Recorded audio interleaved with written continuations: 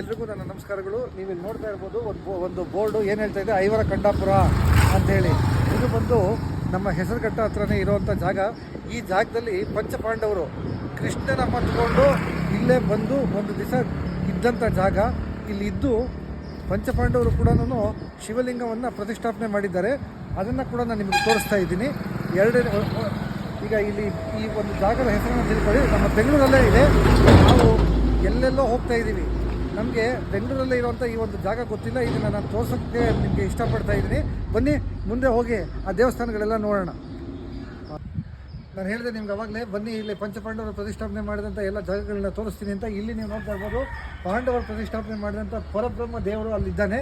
ಅದ್ರ ಕೆಳಗಡೆನೂ ಕೂಡ ನೀವು ನೋಡ್ಬೋದು ಉದ್ಭವವಾಗಿರುವಂಥ ಶ್ರೀ ವೆಂಕಟರಮಣ ದೇವರು ಕೂಡ ಇಲ್ಲೇ ಇದ್ದಾನೆ. ಈಗ ಸ್ವಲ್ಪ ನೀವು ಆ ಕಡೆ ನೋಡಿ, ಎಲ್ಲರೂ ದಯವಿಟ್ಟು ಅಲ್ಲಿ ನೀವು ಹಿಂದೆ ನೋಡ್ಬೋದು, ಅಲ್ಲೆಲ್ಲ ದೇವಸ್ಥಾನಗಳು ನಿಮ್ಗೆ ಕಾಣ್ತಾ ಇದೆ.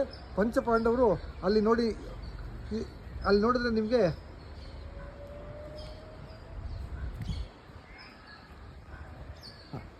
ಇಲ್ಲಿ ನೋಡಿ, ನೀವು ಪಾಂಡವರು ಪ್ರತಿಷ್ಠಾಪನೆ ಮಾಡಿದಂಥ ಈಶ್ವರನ ಒಂದು ದೇವಸ್ಥಾನ ಇದೆ. ಈ ದೇವಸ್ಥಾನದ ಬಗ್ಗೆ ಇನ್ನೂ ಹೆಚ್ಚಿನ ಮಾಹಿತಿಯನ್ನು ನಾಳೆ ಬೆಳಿಗ್ಗೆ ನಿಮಗೆ ಅರ್ಚಕರ ಮುಖಾಂತರ ನಾನು ನಿಮಗೆ ತಿಳಿಸ್ತೀನಿ.